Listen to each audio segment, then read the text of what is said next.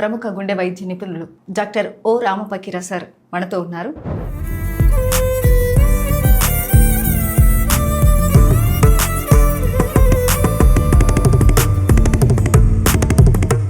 ఈ మధ్యకాలంలో బాగా భయపెడుతున్నది గుండె జబ్బు సార్. సో అసలు ఈ గుండె జబ్బు రావడానికి కారణాలు ఏంటంటారు? గుండె జబ్బుకు రకరకాల కారణాలు ఉన్నాయండి. ఈ గుండె జబ్బు ఆర్ ఛాతీ నొప్పి ఏ ఏజ్ నుండి స్టార్ట్ అవుతుంది? స్మోకింగ్ హ్యాబిట్ కానీ లేదంటే చిన్నపిల్లల్లో దాని ప్రభావం అంతా చూపించడానికి రీజన్ ఏమై ఉంటుంది? అదే అంటే జెనెటికల్ ప్రాబ్లం వల్ల ఈ హార్ట్ బీట్ అనేది నార్మల్. దాన్ని గుర్తించడానికి ఏమైనా మనకు అవకాశం ఉంటుందా? జెనెటిక్ స్టడీస్ కానీ లేదంటే స్కానింగ్, గుండె స్కానింగ్ చేసుకోవడం కానీ, ఈసీజీ చేసుకోవడం కానీ. డ్రగ్స్ ఎంతకాలం వాడాల్సి ఉంటుంది? అంటే పర్మనెంట్ సొల్యూషన్ ఇంకా ఈ మెడిసిన్ వాడుతూనే ఉండాలా? పర్మనెంట్ సొల్యూషన్ అంటే ఇంకా డ్రగ్స్ లైఫ్ లాంగ్ వాడాల్సిందండి. నమస్తే, వెల్కమ్ టు సుమన్ టీవీ. ఈరోజు మనతో ప్రముఖ గుండె వైద్య నిపుణులు డాక్టర్ ఓ రామపకీర సార్ మనతో ఉన్నారు. సో ప్రస్తుత కాలంలో గుండెకి సంబంధించిన ఎన్నో సమస్యలతో ఎటువంటి సూచనలు తీసుకోవాలి, ఎటువంటి ఆరోగ్యానికి సంబంధించినటువంటి జాగ్రత్తలు తీసుకోవాలి అనేది తెలియక చాలామంది ఈ గుండె జబ్బుతో బాధపడుతున్న వారు ఎందరో. సో దీనికి సంబంధించి కొన్ని విషయాలను మనం అడిగి తెలుసుకుందాం. నమస్తే సార్. నమస్తే అండి. Welcome to Suman TV. Thank you. ఎలా ఉన్నారు సార్? బాగున్నాండి. బాగున్నారు కదా? బాగున్నాం సార్. సో ఈ మధ్యకాలంలో బాగా భయపెడుతున్నది గుండె జబ్బు సార్. సో అసలు ఈ గుండె జబ్బు రావడానికి కారణాలు ఏంటంటారు? గుండె జబ్బుకు రకరకాల కారణాలు ఉన్నాయండి. కొన్ని మనము మోడిఫై చేసుకోవచ్చు, కొన్ని మోడిఫై చేయలేము. మోడిఫై చేసే కారణాలు వచ్చేసి స్మోకింగ్, అంటే మనం మార్చుకుంటే మనము గుండె జబ్బులు అనేది నివారించవచ్చు. స్మోకింగ్ కానీ, డ్రింకింగ్ కానీ, నెక్స్ట్ వచ్చేసి షుగర్ రాకుండా చూసుకోవడం కానీ, బీపీ చూసుకుంటూ రాకపోవడం కానీ లేదంటే కంట్రోల్ చేసుకోవడం కానీ, స్ట్రెస్ తగ్గించుకోవడం కానీ, వ్యాయామం చేసుకోవడం కానీ, ఫుడ్ కంట్రోల్ వల్ల కానీ, వీటి వల్ల అయితే మనం ఇవి మోడిఫై చేసుకుంటే మనం కొద్ది వరకు గుండె జబ్బులు కంట్రోల్ చేసుకోవచ్చు. కంట్రోల్ చేసుకోలేనివి ఏంటంటే ఆల్రెడీ సపోజ్ వాళ్ళకి జెనెటికల్ ప్రాబ్లం కానీ లేదంటే వంశపారంపర్యం కానీ ఇట్లాంటి వాటిలో మనం వాటిని మోడిఫై చేయలేము. సో గుండె జబ్బు రావడానికి కారణాలు మీరు చెప్పిన దాంట్లో చూస్తే అసలు గుండె జబ్బు వచ్చినప్పుడు మొట్టమొదటిగా మనం చేయాల్సిన పని ఏంటి? సో గుండె జబ్బు మెయిన్ లక్షణాలు ఏంటంటే మామూలుగా ఛాతీ నొప్పి రావడం కానీ, ఛాతీలో బరువు మంట పట్టేసినట్టు రావడం కానీ, లేదంటే ఆయాసం రావడం కానీ, లేదంటే తల తిరిగినట్లు రావడం కానీ, నీరసం ఉండడం కానీ, ఒక్కోసారి కాళ్ళవాపులు రావడం కానీ, గుండె దడ రావడం కానీ, ఇవన్నీ గుండె జబ్బు యొక్క లక్షణాలు. ఈ లక్షణాలు వచ్చినప్పుడు ఇవి ఏదన్నా లక్షణం వచ్చినప్పుడు మనం వెంటనే గుండెకు సంబంధించిన డాక్టర్ అందుబాటులో ఉంటే గుండెకు సంబంధించిన డాక్టర్ని కలవడం ఉత్తమం. గుండెకు సంబంధించిన డాక్టర్ అందుబాటులో లేరు, దూరంగా ఉన్నారు అంటే నెక్స్ట్ ఫిజిషియన్ కలిస్తే మంచిది, జనరల్ ఫిజిషియన్ కలిస్తే మంచిది. అది ఛాతీ నొప్పి అని గుర్తించడం ఎలా సార్? ఛాతీ నొప్పి అని గుర్తించడానికి మెయిన్ వచ్చిన వెంటనే గుండె డాక్టర్ను కలిస్తే అది గుండె నొప్పే కాదని నిర్ధారించగలిగే కెపాసిటీ గుండె యొక్క డాక్టర్కి మాత్రమే ఉంటుంది. గుండె డాక్టర్ చూసేది గుండె నొప్పే కాదని లక్షణాన్ని బట్టే చెప్పగలడు. తర్వాత వచ్చేసి ఫర్దర్గా టెస్ట్లో నిర్ధారించడానికి వచ్చేసి కన్ఫర్మ్ చేయడానికి వచ్చేసి ఈసీజీ కానీ, గుండె స్కానింగ్ కానీ, లేదంటే బ్లడ్ టెస్ట్, కెమికల్ టెస్ట్ వచ్చేసి ట్రోపోనిన్ టెస్ట్ కానీ ఇవి చేస్తామన్నట్లు. ఇంకొకటి అంటే హార్ట్ అటాక్ వస్తే ఒకవేళ ఈ లక్షణాలు ఈసీజీలో కానీ, స్కానింగ్లో కానీ, ట్రోపోనిన్ టెస్ట్లో కానీ హార్ట్ అటాక్ వచ్చిందనుకోండి వీటిలో బయటపడుతుంది. కొన్ని రకాల నొప్పి అనేది నడిస్తే నొప్పి రావడం, మామూలుగా ఉన్నప్పుడు తగ్గడం, నడిస్తే నొప్పి రావడం, మామూలుగా ఉన్నప్పుడు తగ్గడం, అలాంటి వాటికి మాత్రం ఈసీజీలో స్కానింగ్లో లక్షణాలు ఉండొచ్చు, ఉండకపోవచ్చు.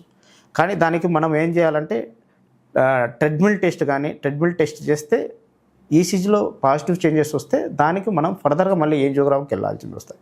ట్రెడ్మిల్ టెస్ట్ నెగిటివ్ అయితే అది గుండె నొప్పి కాకపోవచ్చు, దానికి మళ్ళీ ఫర్దర్గా యాంజియోగ్రామ్ అనేది అవసరం ఉండకపోవచ్చు. సో అల్టిమేట్గా వచ్చేసి ఈ హార్ట్ అటాక్ కాదా లేదంటే గుండె రక్తనాళాలు బ్లాక్ ఉన్నాయా లేదా తెలుసుకోవడానికి వచ్చేసి మెయిన్ అల్టిమేట్గా ఏంటంటే యాంజియోగ్రామ్ చేస్తేనే బయటపడుతుంది. యాంజియోగ్రామ్లో కూడా రకాలు ఉన్నాయి. కన్వెన్షనల్ యాంజియోగ్రామ్ అంటే మేము క్యాత్ ల్యాబ్లో చేసే యాంజియోగ్రామ్లో బ్లాక్స్ ఉన్నాయి లేదా బయటపడతాయి. మేము చేసే యాంజియోగ్రామ్ అనేది ఇట్లా రేడియల్ ఆర్టరీ ద్వారా పంక్చర్ ద్వారా చేస్తాము. చేస్తే ప్రొసీజర్ అనేది just less than 5 minutes to 5 మినిట్స్లో అయిపోతుంది. ప్లస్ కాంట్రాస్ట్ కూడా తక్కువ ఇస్తాం, జస్ట్ 5 to 10 ml అయిపోతుంది. యాంజియోగ్రామ్ అనేది సింపుల్ ప్రొసీజర్. ఇంకొకటి వచ్చేసి మనము యాంజియోగ్రామ్ అనేది దానికంటే ముందు పాసిబిలిటీ అనేది తక్కువ ఉన్నప్పుడు, తక్కువ పాసిబిలిటీ ఉంది వీళ్ళకి, బ్లాక్స్ తక్కువ అంటే పర్సంటేజ్ చాలా తక్కువ ఉండొచ్చు అన్న వాళ్ళకి సిటీ కొర్రే యాంజియోగ్రామ్ అనేది ప్రిస్క్రైబ్ చేస్తాం. సిటీ కొర్రే యాంజియోగ్రామ్లో ఏమంటే సిటీ కొర్రే యాంజియోగ్రామ్లో కాంట్రాస్ట్ ఎక్కువ ఇస్తారు. కాంట్రాస్ట్ అనేది 50-60 ml ఇస్తారు. సో పాసిబిలిటీ ఎక్కువ ఉంటే మేము చేసే యాంజియోగ్రామ్ బెస్ట్, పాసిబిలిటీ తక్కువ ఉంటే వాళ్ళు చేసే యాంజియోగ్రామ్ బెటర్, ఉత్తమం. సో ఈ గుండె జబ్బు ఆర్ ఛాతీ నొప్పి ఏ ఏజ్ నుండి స్టార్ట్ అవుతుంది? ఏజ్తో అనేది ఈ కాలంలో ఏజ్తో అనేది సంబంధం లేదు. వాళ్ళకున్న రిస్క్ ఫ్యాక్టర్స్ని బట్టి, ఇప్పుడు చెప్పాను modifiable risk factors, non modifiable risk ఫ్యాక్టర్స్ని బట్టి ఉంటుంది. ఈవెన్ నేను చూసిన కేసుల్లో ఈవెన్ 20-30లో కూడా చూశాను హార్ట్ అటాక్లు. మెయిన్ వచ్చేసి వాళ్ళని అడిగితే ఏంటంటే మెయిన్ స్మోకింగ్ హ్యాబిట్ కానీ, లేదంటే ఎదర్ పాన్ కానీ, టొబాకో చూయింగ్ వల్ల హార్ట్ అటాక్లు వచ్చాయి వాళ్ళకి. రీసెంట్గా కొన్ని ఛానల్స్లో మనం చూసాము, చాలా చిన్న పిల్లలు, స్కూల్కి వెళ్ళే పిల్లలు కూడా హార్ట్ స్ట్రోక్తో చనిపోయినట్లు కూడా కొన్ని వార్తల్లో మేము విన్నాం. సో అది ఎలా పాసిబుల్ అయిందంటారు? సో చిన్నపిల్లల్లో మెయిన్ వచ్చేసి మీరు అన్నది ఏంటంటే సడన్గా చనిపోవడం అనేది కార్డియాక్ అరెస్ట్తో చనిపోతారు వాళ్ళు. అంటే మెయిన్ కార్డియాక్ అరెస్ట్ ఏంటంటే సడన్గా వాళ్ళకి హార్ట్ బీట్ అనేది ఫాస్ట్గా ఇర్రెగ్యులర్గా కొట్టుకుంటుంది. దాన్ని వెంట్రుకులర్ ఫిబ్రిలేషన్ కానీ, లేదంటే వెంట్రుకులర్ టెకికార్డియా కానీ అట్లా వచ్చి సడన్గా డెత్ అవుతారు. ఇట్లా ఈ వెంట్రుకులర్ ఫిబ్రిలేషన్, వెంట్రుకులర్ టెకికార్డియా కారణాలు ఏంటంటే రకరకాల కారణాలు ఉంటాయి. ఒకటి హార్ట్ అటాక్ వల్ల సడన్గా గుండె పైన నరం అనేది క్లాట్ అయ్యి బ్లాక్ అవ్వడం వల్ల, 100% బ్లాక్ అవ్వడం వల్ల సడన్గా ఈ అరిథ్మియాస్ వచ్చేసి సడన్గా డెత్ అవ్వచ్చు, కార్డియాక్ అరెస్ట్ అవ్వచ్చు. ఇంకొక రకం ఏంటంటే, ఇంకా మిగతా కారణాలు ఏంటంటే జెనెటికల్ వల్ల, కొన్ని జెనెటికల్ హైపర్ట్రోఫిక్ కార్డియోపతి అంటాము, కొన్ని రెస్ట్రిక్టివ్ కార్డియోపతి అంటాము, కొన్ని ఛానలోపతిస్ అంటాము. అంటే కొన్ని అరిథ్మియాస్ వల్ల కూడా ఇట్లా సడన్గా కార్డియాక్ అరెస్ట్ రావచ్చు. సో అవి వేరు, అవి హార్ట్ అటాక్ వల్ల వచ్చే అరెస్ట్ కాదు. సో మిగతా కారణాలు హైపర్ట్రోఫిక్ కార్డియోపతి కానీ, రెస్ట్రిక్టివ్ కార్డియోపతి కానీ, మిగతా ఛానలోపతిస్ కానీ, వాటి వల్ల వచ్చే కార్డియాక్ అరెస్ట్ అది. అంటే చిన్నపిల్లల్లో దాని ప్రభావం అంతా చూపించడానికి రీజన్ ఏమై ఉంటుంది? అదే అంటే జెనెటికల్ ప్రాబ్లం వల్ల ఈ హార్ట్ బీట్ అనేది నార్మల్ పాత్వే కంటే అబ్నార్మల్గా కొట్టుకోవడం వల్ల ఆ వెంట్రుకులర్ ఫిబ్రిలేషన్ కానీ, వెంట్రుకులర్ టెకికార్డియా కానీ వచ్చి సడన్ అరెస్ట్ వచ్చి డెత్ అవుతారు. దాన్ని గుర్తించడానికి ఏమైనా మనకు అవకాశం ఉంటుందా? దాన్ని గుర్తించడానికి వచ్చేసి మెయిన్ మనము వాళ్ళకి ఏంటంటే జెనెటిక్ స్టడీస్ కానీ, లేదంటే స్కానింగ్, గుండె స్కానింగ్ చేసుకోవడం కానీ, ఈసీ చేసుకోవడం కానీ, లేదంటే హోల్టర్ మానిటరింగ్ చేస్తే ఒక్కోసారి కొన్ని రిథమ్స్ అనేది బయటపడతాయి.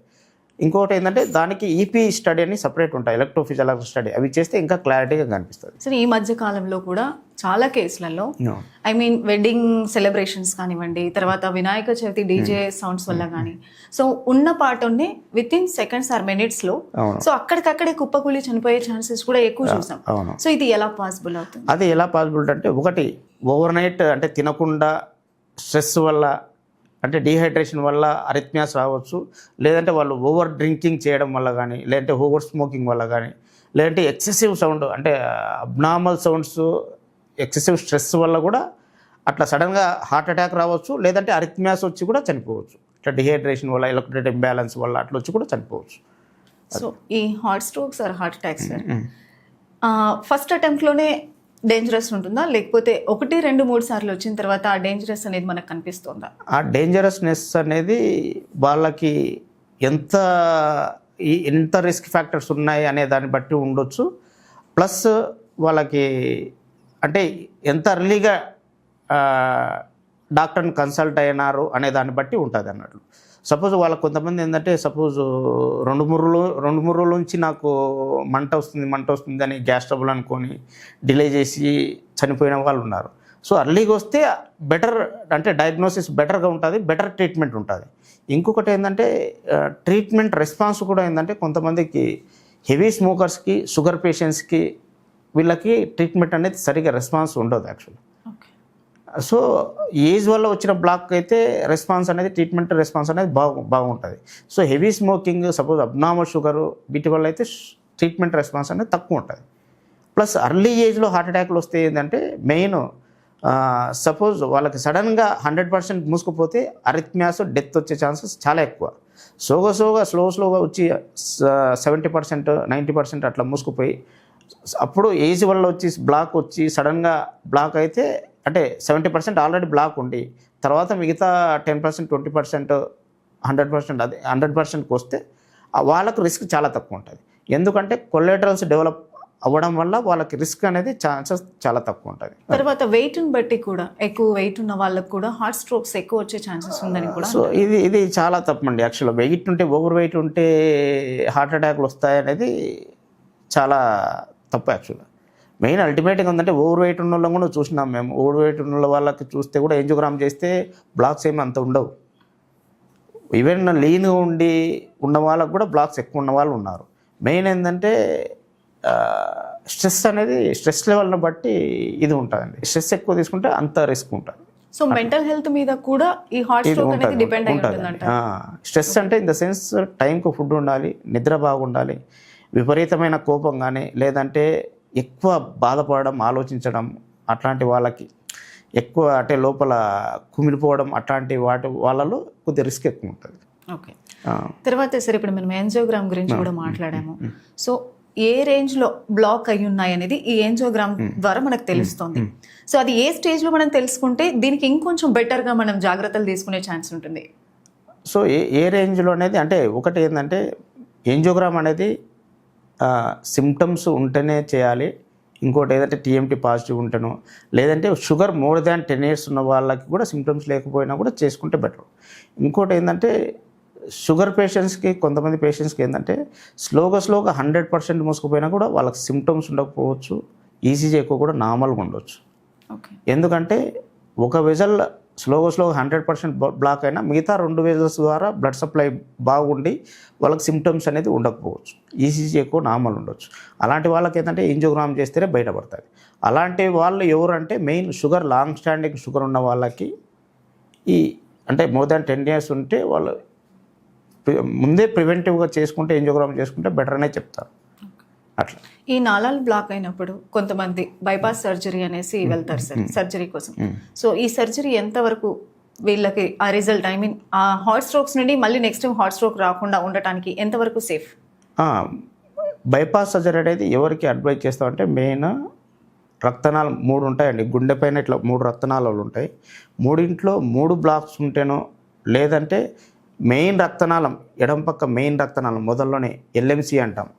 ఎల్ఎంసి ఆస్టమ్ దగ్గర కానీ మధ్యలో కానీ డిస్టల్లో కానీ లేదు 3 రక్తనాళాలు బ్లాక్ ఉన్నా కూడా అలాంటి వాళ్ళకి అనేది బైపాస్ సర్జరీ అడ్వైజ్ చేస్తాం.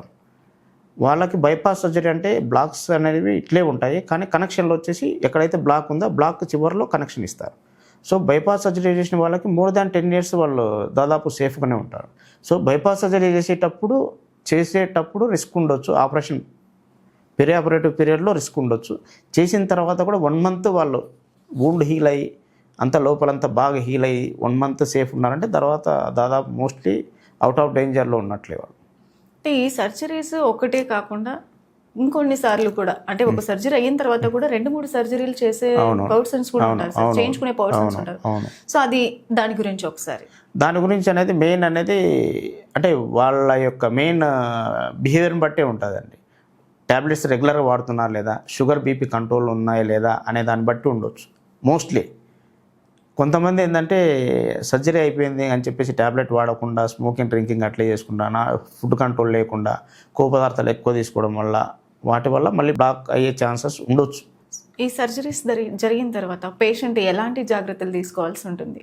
సో ఎదర్ స్టంట్ కానీ సర్జరీ కానీ చేసుకున్న తర్వాత హార్ట్ అటాక్ వచ్చిన తర్వాత కూడా సపోజ్ వాళ్ళకి స్టెంట్ పడకపోని సర్జరీ అవ్వకపోని ఒక్కసారి హార్ట్ అటాక్ వచ్చిందంటే వాళ్ళు లైఫ్ లాంగ్ మెడికేషన్స్ అనేది కంపల్సరీ వాడాలి.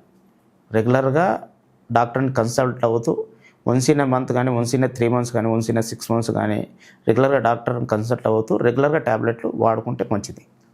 నెక్స్ట్ వచ్చేసి బీపీ అనేది కంట్రోల్ ఉండాలి, షుగర్ అనేది కంట్రోల్ ఉండాలి, స్మోకింగ్ అనేది అవాయిడ్ చేయాలి, డ్రింకింగ్ అనేది అవాయిడ్ చేయాలి, ఫుడ్ హ్యాబిట్స్ బాగుండాలి, ప్లస్ స్ట్రెస్ అనేది ఉండకూడదు.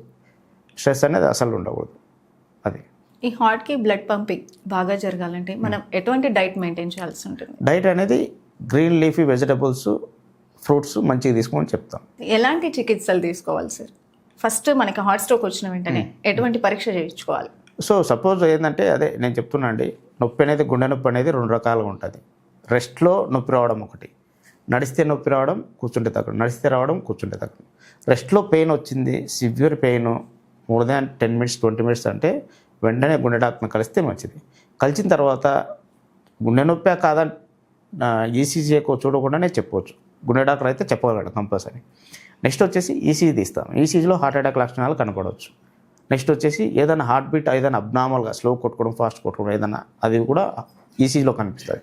నెక్స్ట్ స్కానింగ్లో ఏంటంటే గుండె స్కానింగ్లో ఏంటంటే హార్ట్ అటాక్ వల్ల మజిల్ డ్యామేజ్ ఉందా లేదా అని చెప్పగలం. ఏ నరం మూసుకుపోయింది అంటే అప్రాక్సిమేట్గా గెస్ చేయొచ్చు. ఏ నరం బ్లాక్ వచ్చు, కుడి పక్కదా ఎడం పక్కదా అని కూడా గెస్ చేయొచ్చు. నెక్స్ట్ వచ్చేసి హార్ట్ పంపింగ్ అనేది స్కానింగ్ వల్ల తెలుస్తుంది. హార్ట్ ఫంక్షనింగ్ ఎట్లుంది, ఫంక్షనింగ్ నార్మల్ ఫంక్షనింగ్ వచ్చేసి 55 to 60% అని చెప్తాం ఎజెక్షన్ ఫ్రాక్షన్. సో అదే తెలుస్తుంది. నెక్స్ట్ వచ్చేసి గుండె లోపల కవాటాలు ఉంటాయి, 4 కవాటాలు, మైట్రల్ వాల్వ్ కానీ, ట్రైకస్పీ వాల్వ్ కానీ, అయోటిక్ వాల్వ్ కానీ, నెక్స్ట్ వచ్చేసి పల్మనరీ వాల్వ్ కానీ, ఈ 4 వాల్వ్స్ ఎట్లున్నాయని తెలుస్తుంది. నెక్స్ట్ గుండె చుట్టూ ఏమన్నా ఫ్లూయిడ్ ఏమైనా చేరిందా లేదా, పెరికార్డియం ఎఫిషన్ అదే తెలుస్తుంది. పెరికార్డియం థికెండ్ ఉందా లేదా అని అది కూడా తెలుస్తుంది. నెక్స్ట్ వచ్చేసి కంజెంటల్ హార్ట్ డిసీజ్ అంటాము. ఏదన్నా పుట్టుకతోనే కొంతమందికి రంధ్రాలు ఉంటాయి కదండి, ఆ రంధ్రాలు ఉన్నాయా లేదా అని కూడా తెలుస్తుంది స్కానింగ్ వల్ల. నెక్స్ట్ వచ్చేసి ట్రోపోనిన్ టెస్ట్ చేస్తాం. ట్రోపోనిన్ టెస్ట్లో ఐ కానీ లేదంటే హై సెన్సిటివ్ ట్రోపోనిన్ ఇంకా అర్లీగా డిటెక్ట్ చేస్తుంది. సో ఆ ట్రోపోనిన్ టెస్ట్ రైజ్ అయితే మాత్రం అది హార్ట్ అటాక్ అని చెప్పగలం. ప్రజెంట్ ఇప్పుడు సిటీస్లో ఉన్న వాళ్ళకి, కొంచెం చదువుకున్న వాళ్ళకి హార్ట్ స్ట్రోక్స్, హార్ట్ అటాక్స్ కొంచెం ఐడియా ఉంటుంది సార్. పల్లెటూర్లలో పనిచేసుకునే వాళ్ళకి వీటి గురించి అవేర్నెస్ తక్కువ. సో అది హార్ట్ స్ట్రోకా లేకపోతే గ్యాస్ ట్రబుల్ వల్ల వచ్చే పెయిన్ అనేది గుర్తించడం చాలా కష్టం. సో అలాంటి వాళ్ళు దీన్ని గుర్తించడం ఎలా అంటారు? సో అదే అండి చెప్పేది. యాక్చువల్గా ఇక్కడ ఏదైనా కడుపులో మంట కానీ, ఛాతిలో మంట కానీ, బరువు కానీ, పట్టేసినట్లు కానీ మీరు గ్యాస్ ట్రబుల్ అని అస్సలు అనుకోవద్దు. అది గుండెకు సంబంధించిన నొప్పి అయిండొచ్చు అనుకొని గుండెకు సంబంధించిన డాక్టర్ని కలిస్తే మంచిది. అవైలబుల్గా లేరు, దూరం ఉన్నారంటే ఎమర్జెన్సీగా మీరు డ్రగ్స్ ఆస్పిరిన్ 325 కానీ, క్లోప్రబుల్ 300 mg కానీ, అట్రోస్టాటిన్ 80 mg కానీ 3 ఒకటేసారి మింగేసి తర్వాత వచ్చేసి 4 కింద ట్యాబ్లెట్ పెట్టుకొని తర్వాత మీకు దగ్గరలో ఏదైనా అందుబాటులో ఈసీజీ ఉందంటే ఈసీజీ తీయించుకోవడం, లేదా ఫిజిషియన్ ఉంటే ఫిజిషియన్తో కన్సల్ట్ అవ్వడం.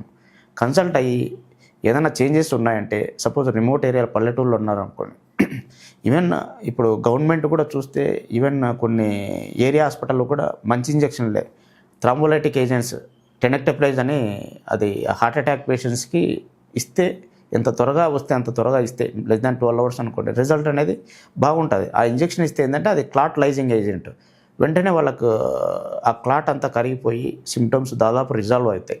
సో ఏరియా హాస్పిటల్లో కన్సల్ట్ అయినా సరిపోతుంది ఒకవేళ దూరం ఉన్నారు గుండె సంబంధించిన డాక్టర్ అంటే. అదే అండి. So any pain with in the chest కానీ అబ్డామెన్ కానీ better to consult cardiologist. So దాన్ని gas trouble first gas trouble అని అనుకోవద్దు. నేను విన్నా అండి గ్యాస్ ట్రబుల్ అండి, తెలిసిన వాళ్ళు కొంతమంది మీరు కూడా వినింటారు. సడన్గా గ్యాస్ పట్టేసి బిర్యానీ తిన్నాడు లేదంటే ఏదైనా తిన్నాడు, గ్యాస్ పట్టుకున్నాడు, వెంటనే చనిపోయాడు, బుర్రగా కొన్ని చనిపోయాడు అని చాలామంది వినింటారు. యాక్చువల్లీ మంచం మీదనే కూలిపోయినాడు అని చెప్పి అది టిపికల్ కార్డియాక్ పెయిన్. అంటే వెంటనే పెయిన్ వచ్చి వాళ్ళకి అరెస్ట్ వచ్చింటే కార్డియాక్ అరెస్ట్, వెంట్రుకులర్ అరిథ్మియాస్ వచ్చి డెత్ అయింటారు. సో ఇంకా కొంతమంది ఏంటంటే కొంతమంది బస్సు ఎక్కుతుండి మంట వస్తే సర్లే సోడా తాగుతాం గ్యాస్ ట్రబుల్ అనుకొని తాగి బస్సులో కొలాప్స్ అయిన వాళ్ళు ఉన్నారు. ఈనోలు తాగి, ఈనోను నేను చెడ్డ అని చెప్పను కానీ అంటే గ్యాస్ అనుకొని ఈనో తాగడం అనేది తప్పు. ఫస్ట్ గుండె సంబంధించిన డాక్టర్ని కలిసి అది గుండె నొప్పి కాదనుకొని తర్వాత మీరు ఏనో తాగండి, ఏదన్నా తాగండి, అది బెస్ట్. మెయిన్గా ఈ ప్రాబ్లం చూస్తే సార్ ఫీమేల్స్ కంటే మేల్స్లోనే ఎక్కువ. ఐ మీన్ ఎక్కువ కేసెస్ మనం జెంట్స్లోనే చూస్తాం, లేడీస్లో చాలా తక్కువగా చూస్తాం. సో దేనికి కారణం? సో మెయిన్ కారణం వచ్చేసి స్మోకింగ్, డ్రింకింగ్. ఓకే, అంటే 40 years బిలో అయితే జెంట్స్కి ఎక్కువ అండి. అంటే లేడీస్కి ప్రీమెనోపాజాలు ఉంటారు కదండి, ప్రీమెనోపాజాల్లో లేడీస్కి హార్ట్ అటాక్లు చాలా తక్కువ. ఓకే, ఎందుకంటే వాళ్ళ యొక్క హార్మోనల్ ప్రొటెక్షన్ అనేది బాగుంటుంది వాళ్ళకి. వన్స్ పోస్ట్ మెనోపాజాల్ అనుకోండి heart attacks equal to both males and gents.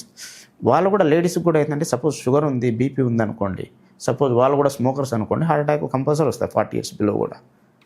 So main జెంట్స్కి ఏంటంటే 40 బిలో వచ్చేసి వాళ్ళకి ఇదొకటి స్మోకింగ్ కానీ స్ట్రెస్ కానీ లేదంటే బీపీ షుగర్లు అవి ఉన్నా కూడా రావచ్చు. ఈ కారణాల వల్ల మేల్స్ కి ఎక్కువగా వచ్చే ఛాన్స్. సో ప్రీమెనోపాజల్లో లేడీస్కి ఛాన్సెస్ తక్కువ, పోస్ట్ మెనోపాజల్లో equal to males same age అయితే. ఇప్పుడున్న ప్రజెంట్ సార్ అన్ని జబ్బుల్లాగానే గుండె జబ్బు కూడా కామన్ అయిపోయింది. సో ఈవెన్ ఎవరైనా ఏదైనా ఎలా చనిపోయారు అంటే heart stroke, it's a common లాగా అయిపోయింది. సో ఇది కూడా ఒక జబ్బులాగా పరిగణించవచ్చా? అవునవును, కంపల్సరీ జబ్బులాగానే పరిగణించాలి. కంపల్సరీ నార్మల్ జబ్బులాగానే గుండె జబ్బు అంటే ఇంతకు ముందు చాలా రేర్ గా ఉండేవి సరే కేసెస్, ఇప్పుడు రెగ్యులర్ గా అందరికి ఫ్రీక్వెంట్ గా వచ్చేస్తాయి. అవునవునవును. సో దాని గురించి ఇది కామన్ జబ్బుగా మనం పరిగణించవచ్చు. ఇది ఇలాగ most common cause of death అన్నట్లు. జనరల్గా సపోజ్ ఒక 10 మంది చనిపోయారంటే అందులో దాదాపు 70-80% హార్ట్ అటాక్ వల్ల చనిపోయిన వాళ్ళే ఉంటారు. సో ఇది అనేది ఈ మధ్య కాలంలో ఏంటంటే main excessive stress, abnormal food habits, వ్యాయామం కూడా సరిగా లేకపోవడం వల్ల వీటి వల్ల ఎక్కువ హార్ట్ అటాక్లు వస్తున్నాయి. సో ఇవన్నీ అంటే కంట్రోల్లో పెట్టుకుంటే ఇది బాగుంటుంది అన్నట్లు. సో ఇంతకుముందు కూడా మనకి పూర్వము స్మోకింగ్ ఉండేది, డ్రింకింగ్ ఉండేది, కానీ అప్పుడు ఏంటంటే ఫిజికల్ యాక్టివిటీ ఉండేది. మనకు ఏంటంటే ఎక్కడికైనా వెళ్ళాలన్నా వాళ్ళు నడుచుకుంటూ వెళ్ళడము అట్లా. ఇప్పుడు ఏదన్నా దగ్గరికి ఎక్కడికైనా వెళ్ళాలన్నా కూడా వాళ్ళ వెహికల్ అందుబాటులో ఉండడం అట్లా. ఫిజికల్ యాక్టివిటీ తక్కువ, స్ట్రెస్ కూడా ఎక్కువ. సరే, ఇంకా వింటాము మనము అప్పుడప్పుడు హార్ట్ ఫెయిల్ అని. అసలు హార్ట్ ఫెయిల్యూర్ అంటే ఏంటి? అదే హార్ట్ ఫెయిల్యూర్ అంటే ఏంటంటే మెయిన్ హార్ట్ అనేది ఫంక్షనింగ్ అనేది సరిగా చేయకపోవడం వల్ల వాళ్ళకి ఆయాసం ఎక్కువ రావడము, కాళ్ళవాపులు రావడం లాంటివి జరగవచ్చు అన్నట్టు. హార్ట్ ఫెయిల్యూర్లో రకాలు అనేది దాంట్లో కూడా అంటే హార్ట్ ఫంక్షనింగ్ తక్కువ ఉండి ఒక రకమైన హార్ట్ ఫెయిల్యూర్ ఉంటాం, అంటే లెస్ దాన్ 45 ఉంటే సిస్టోలిక్ హార్ట్ ఫెయిల్యూర్ ఉంటాం. 45 కంటే అబోవ్ ఉండి కూడా హార్ట్ ఫెయిల్యూర్ రావచ్చు, అదే డయాస్టోలిక్ హార్ట్ ఫెయిల్యూర్ అంటాం. అంటే ఫిల్లింగ్ కెపాసిటీ సరిగా లేకుండా హార్ట్ ఫెయిల్యూర్ రావచ్చు, లేదంటే పంపింగ్ కెపాసిటీ సరిగా లేకుండా కూడా హార్ట్ ఫెయిల్యూర్ రావచ్చు. సో ఈ హార్ట్ ఫెయిల్యూర్ అనేది మెయిన్ సిమ్టమ్స్ అదే కానీ ఆయాసం రావడము, కాళ్ళవాపులు కానీ, గుండెదడ కానీ, ఛాతీ నొప్పి అనేది ఉండకపోవచ్చు. ఇవి మెయిన్ కారణం. ఒక్కోసారి అరిథ్మియాస్ ఏదైనా ఉంటే తలదిరడం కానీ అట్లాంటివి రావచ్చు, గుండెదడ ఉండొచ్చు. ఇవి మెయిన్ లక్షణాలు అనేది. సో వీటికి డయాగ్నోసిస్ అనేది మెయిన్ ఈసీజీ, గుండె స్కానింగు, నెక్స్ట్ తర్వాత వచ్చేసి వీళ్ళకి యాంజియోగ్రామ్ కూడా చేయాల్సింది వస్తుంది. సో ఈ హార్ట్ ఫంక్షనింగ్ అనేది తగ్గడం అనేది గుండెపై నరాలు బ్లాక్ వల్ల కూడా రావచ్చు. ఇంకా వచ్చేసి సపోజ్ ఆల్కహాలిక్ పేషెంట్ అనుకోండి, ఎక్సెసివ్ ఆల్కహాలిక్ ఇంటేక్ వల్ల కూడా హార్ట్ మజిల్ డ్యామేజ్ అయిపోయి హార్ట్ ఫెయిల్యూర్ రావచ్చు. ఫుడ్ సరిగా తినకపోవడం వల్ల కూడా, విటమిన్ డెఫిషియన్సీ వల్ల కూడా ఫంక్షనింగ్ కెపాసిటీ తగ్గవచ్చు. కొన్ని కంజెనిటల్ డిసీజ్ వల్ల కూడా, హైపర్ట్రోఫిక్ కార్డియోపతి కానీ, రెస్ట్రిక్టివ్ కార్డియోపతి కానీ, వీటి వల్ల కూడా హార్ట్ ఫెయిల్యూర్ అనేది రావచ్చు. సో ఏ చిన్న సిమ్టమ్ కనిపించినా కూడా ఇమీడియట్ గా గుండె డాక్టర్ సంప్రదించడం చాలా సేఫ్. అవునవును. సో గుండె డాక్టర్ని కలవాలి. ఎప్పుడు కలవాలి అంటే ఛాతిలో మంట కానీ, బరువు కానీ, పట్టేసినట్లు కానీ ఉంటే కలవాలి, గుండెదడ ఉంటే కలవాలి, తల తిరగడం అట్లా ఏదైనా ఉంటే కలవాలి, కాళ్ళవాపులు ఏదైనా ఉంటే కలవాలి. నెక్స్ట్ సార్, మనం రీసెంట్గా విన్నాము ఆర్గాన్స్ అనేది డొనేట్ చేయొచ్చు, కానీ గుండెను కూడా డొనేట్ చేయొచ్చా ఈ ఆర్గాన్స్ డొనేట్లో? అవునవును, చేయొచ్చండి. రీసెంట్ గా మనకి గుండెను కూడా ఒక చోటు నుండి ఒక చోటుకి తీసుకెళ్లారు. అసలు ఇది రికార్డ్ సార్. అసలు గుండెను కూడా బాడీ నుండి వేరు చేసిన తర్వాత అసలు ఆ గుండె ఫంక్షనింగ్ ఎలా జరిగింది అంటారు? అది రీసెంట్గానే అండి. నా పేషెంట్ ఒక అతను ఆల్రెడీ హార్ట్ ఫెయిల్యూర్ పేషెంట్. అతను హార్ట్ అనేది ఆయనకు జెనెటికల్ ప్రాబ్లం ఉన్నట్లుంది. ఆయనకి హార్ట్ అనేది బెలూన్ లాగా బాగా ఉబ్బిపోయి 20% పనిచేస్తుండింది అన్నట్లు. ఆయన ఏంటంటే రిపీటెడ్గా వచ్చేవాడు. ఎవరీ 10 days 15 daysకి ఛాతీ నొప్పి, ఆయాసం అని చెప్పేసి వచ్చేవాడు. ఆయన ఏంటంటే స్మోకరు ప్లస్ అకేషనల్ డ్రింకర్ అనుకుంటా. యాంజియోగ్రామ్ చేస్తే బ్లాక్ ఏం లేదు, కానీ మజిల్ డ్యామేజ్, మజిల్ యొక్క జెనెటికల్ ప్రాబ్లం వల్లనే ఆయనకి హార్ట్ అనేది అంత ఫంక్షనింగ్ తక్కువ ఉండింది. ఆయనకి ఏంటంటే అట్లాంటి హార్ట్ ఫంక్షనింగ్ తక్కువ ఉన్న వాళ్ళకి ఏంటంటే ఇనిషియల్గా ఏం అడ్వైజ్ చేస్తారంటే వాళ్ళకి దాంట్లో కూడా కొన్ని పేస్ మేకర్లు ఉన్నాయండి. పేస్ మేకర్లు అంటే ఐసీడీ అంటాం, implantable cardiac defibrillator. So arrhythmias రాకుండా అది ప్రివెంట్ చేస్తుంది అన్నట్లు. సో సేమ్ పేస్ మేకర్ టైపే, ఇక్కడ బ్యాటరీ ఉంటుంది, ఇట్లా పంపించేసి ఇది చేస్తాం. ఇంకోటి సిఆర్టీడీ అంటాం, కార్డియాక్ రీసింక్రోనైజ్ థెరపీ విత్ డిఫిబ్రిలేటర్. అది ఒక రకమైన ట్రీట్మెంట్. సో ఐసీడీ అంటే ఓన్లీ హార్ట్ రిథమ్ని, అబ్నార్మల్ రిథమ్ని సప్రెస్ చేస్తుంది. సిఆర్టీడీలో ఏంటంటే అబ్నార్మల్ రిథమ్ని సప్రెస్ చేస్తుంది, అట్ ద సేమ్ టైం ఏంటంటే 2 వెంట్రికల్స్ని సైమల్టేనియస్గా పనిచేసేటట్లు చేస్తుంది అన్నట్లు. ఇది ఒక రకం ట్రీట్మెంట్. నెక్స్ట్ వచ్చేసి వెంట్రికులర్ అసిస్ట్ డివైజెస్ అంటాం. సో బ్లడ్ అనేది వెంట్రికులర్ అసిస్ట్ డివైజ్ అంటే ఇది బయట ఉంటుంది పరికరము, అంటే ఇక్కడ బయట, అంటే హార్ట్కి బయట ఓకే. పెడతామన్నట్లు.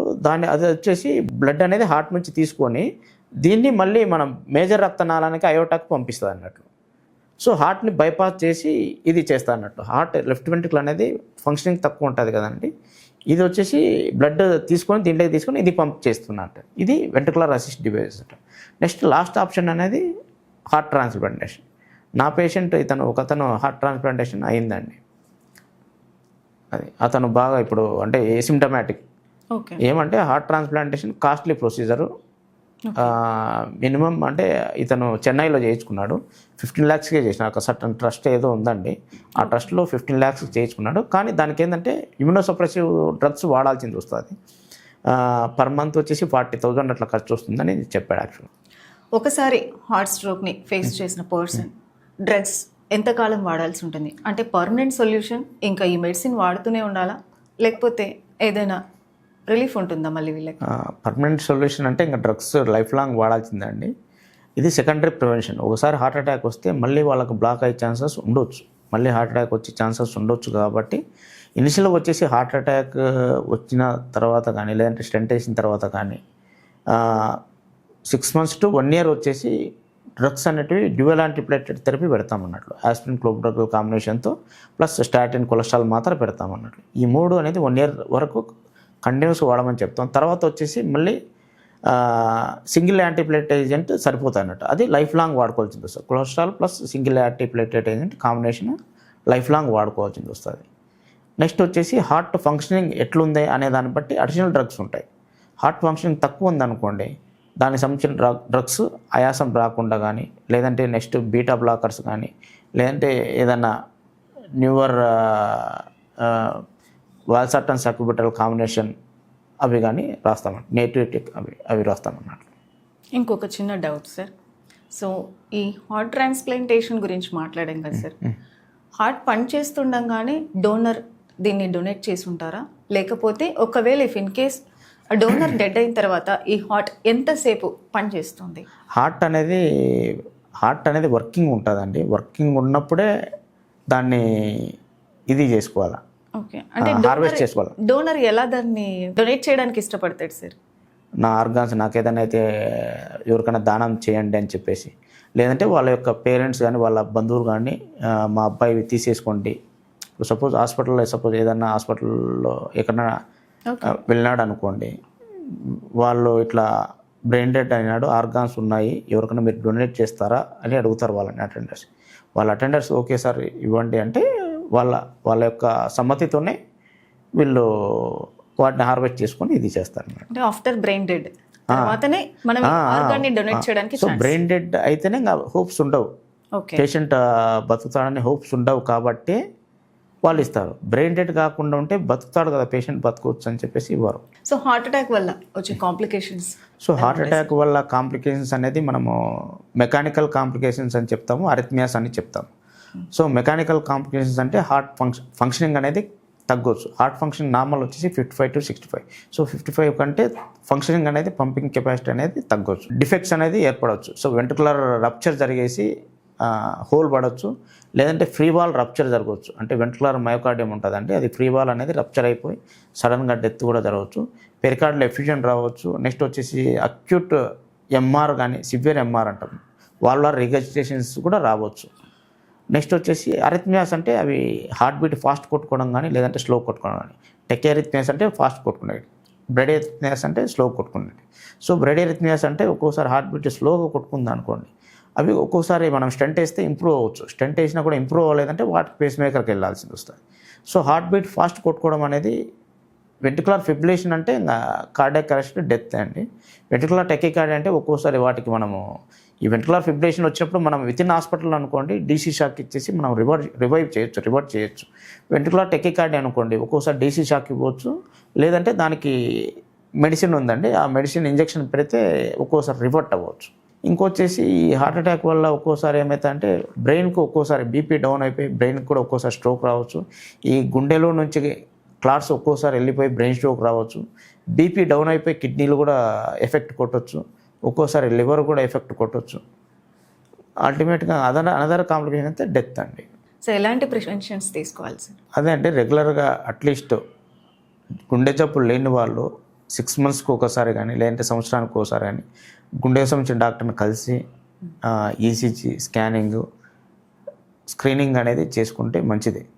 నెక్స్ట్ వచ్చేసి వాళ్ళ యొక్క పర్సనల్ హ్యాబిట్స్, స్మోకింగ్ కానీ డ్రింకింగ్ కానీ ఫుడ్ హ్యాబిట్స్ ఏదైనా అబ్నార్మల్గా ఉంటే అవి మార్చుకోవడం కానీ, సో మెయిన్ హెల్దీ డైట్ తీసుకోవడము, నెక్స్ట్ రెగ్యులర్ వ్యాయామము, స్ట్రెస్ కూడా తగ్గించుకోవడము, వాళ్ళకి ఏదైనా బీపీ ఉంటే షుగర్ ఉంటే కంట్రోల్ చేసుకోవడం అనేది వెరీ వెరీ ఇంపార్టెంట్. సో ఇంత సర్వీస్లో మీరు ఏదైనా క్రిటికల్ కేసు చూసారా? క్రిటికల్ కేసులు అంటే చాలానే ఉన్నాయండి. యాక్చువల్గా ఈవెన్ మనము పేషెంట్ ఆన్ టేబుల్ మేము యాంజియోగ్రామ్ చేసేటప్పుడు ఆన్ టేబుల్ అరెస్ట్ అయిన వాళ్ళని కూడా రివైవ్ చేశాము. రివైవ్ చేసేసి వాళ్ళకి స్టెంట్ వేసి బాగానే ఉన్న వాళ్ళు ఉన్నారు. నెక్స్ట్ వచ్చేసి ఇట్లా కాంప్లికేషన్స్ ఏదన్నా సపోజ్ వెంట్రుకులర్ టెకికార్డియా కానీ ఇట్లాంటివి వచ్చిన వాళ్ళు రివైవ్ చేసి వాళ్ళు స్టేబుల్గా వెళ్ళిపోయిన వాళ్ళు ఉన్నారు. హార్ట్ బీట్ ఏదైనా స్లో కొట్టుకున్న వాళ్ళకి స్టెంట్ వేస్తే మళ్ళీ హార్ట్ బీట్ నార్మల్కి రావడం అట్లా కూడా కొన్ని జరిగినాయి. నెక్స్ట్ వచ్చేసి బైపాస్ సర్జరీ అడ్వైజ్ చేసిన కేసులకు కూడా మేము స్టెంట్ వేసి వాళ్ళు ఇప్పటికి కూడా బాగానే ఉన్న వాళ్ళు కూడా ఉన్నారు. నెక్స్ట్ వచ్చేసి ఇంకొకటి ఏంటంటే ప్రెగ్నెంట్ లేడీస్కి అండి, ప్రెగ్నెంట్ లేడీస్లో వాళ్ళకు కూడా ఒక్కోసారి ఏంటంటే వాళ్ళకు అంటే ఒకటి వాల్వార్ హార్ట్ డిసీజ్ అంటాం, CRHD chronic rheumatic heart disease, valvar heart disease ఉండి కాంప్లికేట్ అయిన వాళ్ళు ఉంటారు. ప్లస్ ఇంకోటి ఏంటంటే ప్రెగ్నెన్సీ వల్లనే పెరిపాటం కాడిపోతుంటాం, హార్ట్ ఫంక్షనింగ్ తగ్గి వాళ్ళకి ఏంటంటే మళ్ళీ తర్వాత సెకండ్ టైం అనేది వాళ్ళకు ప్రెగ్నెన్సీ అనేది వద్దని చెప్తారు. దాదాపు చాలామంది వద్దని చెప్తాం. యాక్చువల్గా మళ్ళీ ప్రెగ్నెన్సీ వస్తే మళ్ళీ హార్ట్ ఫంక్షనింగ్ అనేది తగ్గొచ్చు అని చెప్పేసి ప్రెగ్నెన్సీ అవాయిడ్ చేయమని దాదాపు చెప్తారు.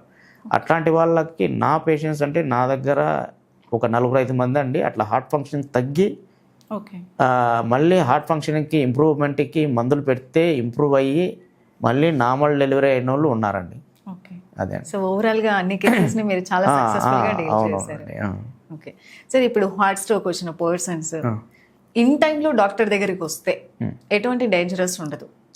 ఇన్ టైంలో వస్తే ఉండదండి. ఓకే.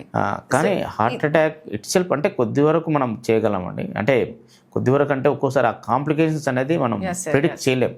వెంట్రుకులర్ ఫిబ్రిలేషన్ వచ్చిందంటే 100% ఇదే అండి. నెక్స్ట్ వచ్చేసి ఈ హార్ట్ అటాక్ పేషెంట్స్ కానీ హార్ట్ ప్రాబ్లమ్స్ ఉన్న పేషెంట్స్ ఏంటంటే మెయిన్ స్ట్రెస్ అనేది అవాయిడ్ చేయమని చెప్తాం. ఫిజికల్ స్ట్రెస్ కానీ మెంటల్ స్ట్రెస్ కానీ.